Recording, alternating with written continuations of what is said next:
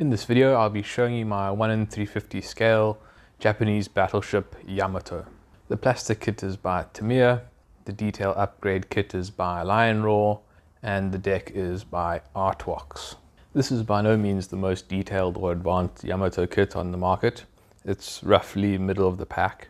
It's a new model, but it's not a deluxe edition. I did see that Tamiya offers what looks like a very nice deluxe edition of this model. However, I did not buy it. I do somewhat regret that even though the deluxe edition is very expensive. Raw is very consistent with their super upgrade kits. I think they are consistently of good quality. I don't have any complaints about that. And this is the only time I've ever used an ArtWox deck. But what was particularly noticeable, apart from the coarse wood grain, which was a bit disappointing, the actual fit to the plastic model was very good. It lined up very well. I didn't have to worry about trying to massage it to fit the deck. It fits on really nicely. So that was very welcome. The real issue comes with the unintended consequences between the interactions of the three. For example, if you look at the triple barrel AA guns, you'll see that on the plastic kit, the pit that they're in is a circle, but on the detail upgrade kit, they are hexagon. And the deck is designed for the plastic kit, which means the cutout is a circle, not a hexagon, which means I can't remove the circle from the deck. Otherwise, there would be exposed plastic because the hexagon would have the straight ends which don't completely fill the circle. So to get around that, I had to put in the circle as well, so then you get these circles on the deck around the hexagon cutouts. If you look at the deluxe version, it has the hexagon gun pits, and then this problem probably wouldn't exist.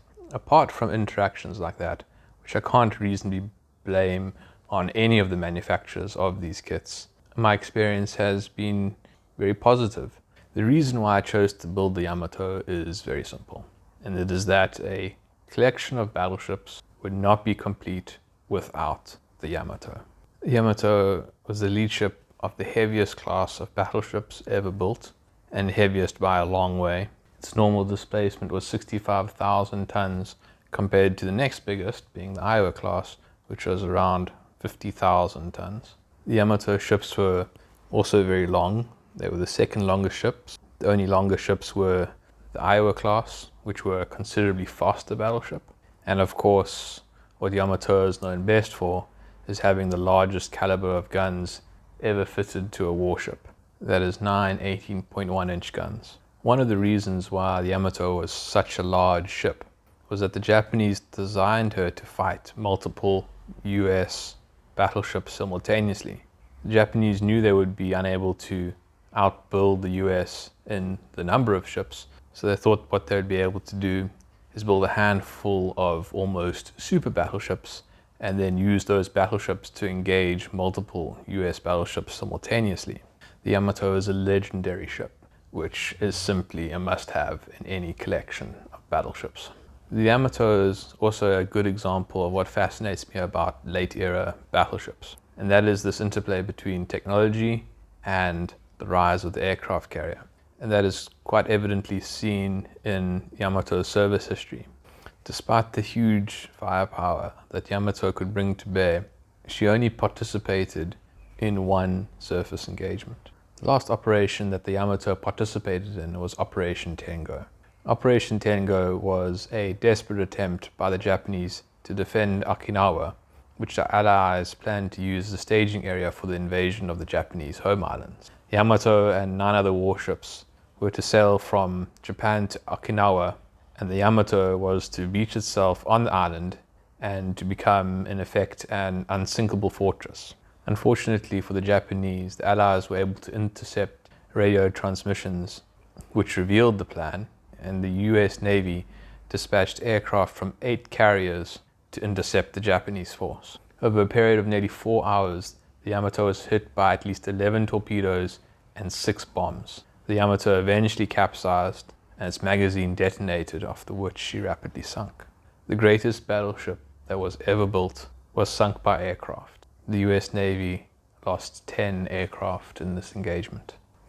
It's stories like these that fascinate me about late era battleships. These are monumental weapons built at a huge cost at a time when their effectiveness is dubious. Battleships sit at the end of a very long line of ships that began with the first person in ancient times that threw a rock off a boat. And then came the aircraft carrier. By the time these late era battleships were being built, they were effectively monuments to a bygone era. So that is why I built the Yamato. It is a historically very important ship, and it is certainly very impressive to look at in the collection. I didn't learn very many lessons on the Yamato. It being a kit that didn't require any disruptive camouflage made things a lot simpler. It was the first ship that I built that didn't require me to paint disruptive camouflage on it. The only lesson that I learned while building this model was that I need to be more careful with selecting the combination of kit, detail, kit, and deck. That is now something I pay a bit more attention to. As for a recommendation as to whether I think this kit is suitable for beginners, I think it is. I think it's a very good kit. Even this edition, without all the photo etch on it, would still make a very impressive model. Also, not having to worry about painting on disruptive camouflage greatly increases the accessibility of this kit. If I were to build this kit again, I would build the deluxe version of it. I wouldn't go with any of the other versions. This video now also brings you up to date with all the ships that I have built, which means there's now going to be a long gap in this series before I show the next ship, which will be the Roma, which is of course still under construction. I'm undecided what I'm going to do in the meantime. I might just continue with the build series for the Roma. The other option that I'm thinking about is doing comparisons. I could bring out two models together and show them side by side and just do like a comparison and statistics between the two. Some short videos like that might be interesting just to see the relative sizes of these ships. If you do have ideas of what you would like to see, let me know and I will see if I can make a video on it. Thanks for watching. Cheers.